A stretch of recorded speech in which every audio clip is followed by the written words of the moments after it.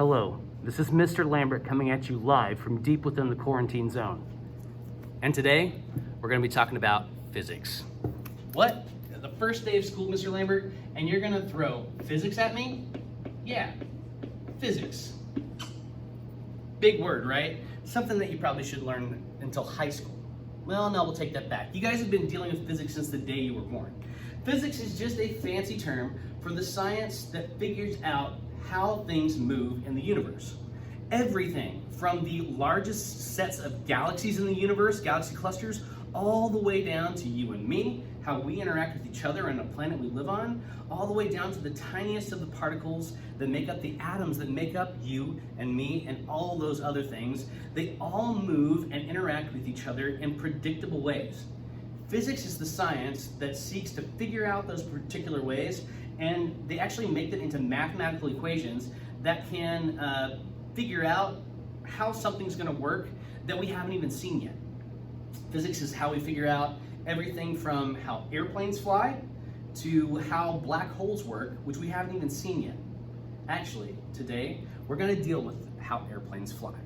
We're going to be dealing with the physics of flight.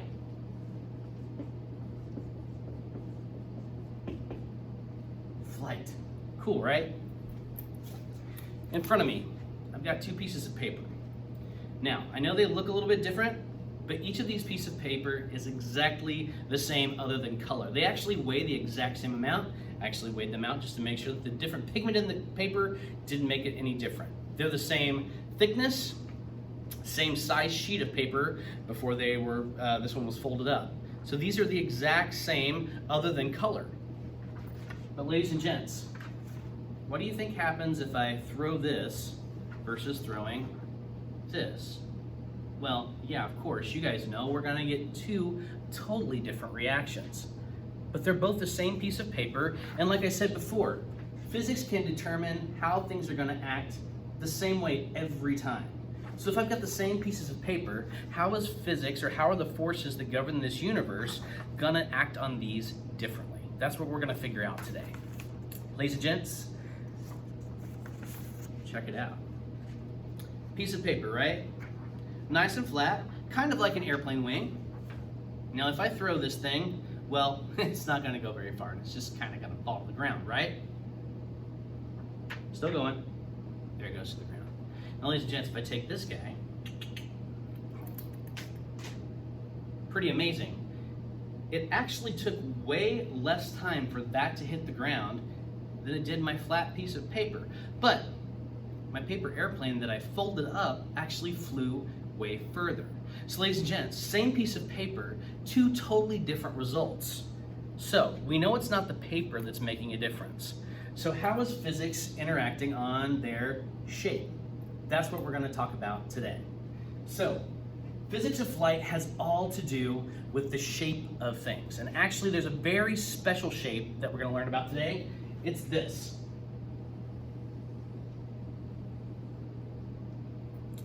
I don't know if you've ever seen this before. If you look at an airplane wing from the side, or even the rotor of a helicopter, this is what they look like if you're looking at them straight on from the side. They're not just flat. There's actually a bend to it. They're bigger at the front and thinner towards the back. Ladies and gents, this shape is called an airfoil.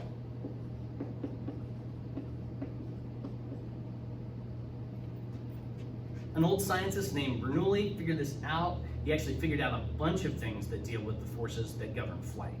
There are actually going to be four forces that are going to be acting on our airfoil as we talk about this today. They actually go in the four cardinal directions. So you've got one that goes up. You've got one that pushes the wing back. You've got one that's pulling the wing down. And you've got one that is pushing the wing forward. Now, I bet you can figure out a couple of these forces. One of these forces you've been dealing with, well, actually all these forces, one of these forces you've known about since probably kindergarten. It's actually what keeps your feet planted firmly on the ground because it pulls not only this wing down, it pulls everything in the universe towards a center of weight. And ladies and gents, that force is gravity.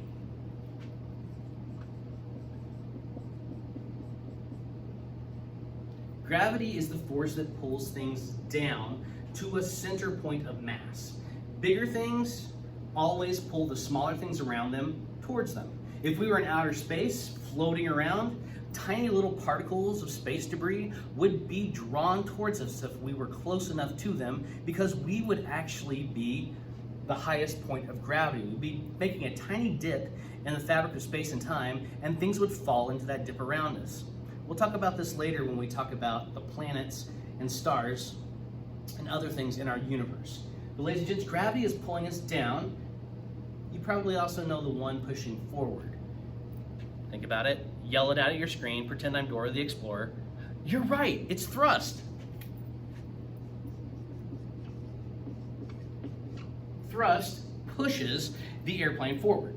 So we've got the wing going forward, but we've also got the wing pulling down. Now this doesn't seem like it would make an airplane fly, and that is true.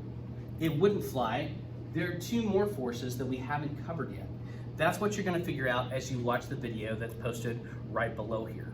So what I need you to do, take a few minutes, watch the video that's posted below. You're going to draw this for me. You're going to take that in the Google Doc at the bottom of the page. You're going to use Google Drawings, or you can even draw and upload a picture in that spot. But ladies and gents, I need a drawing that shows your airfoil and the four forces that are pulling it up, down, back, and forward. You have to figure out these two by watching the video. Then what you're going to do, you're going to figure out how to use these guys through the engineering design method that you learned about in the video just previous to this one. You're going to use that design method to figure out how you can design an airplane to make this stay in the air and fly the farthest that you can. All right, good luck. We'll talk to you again soon.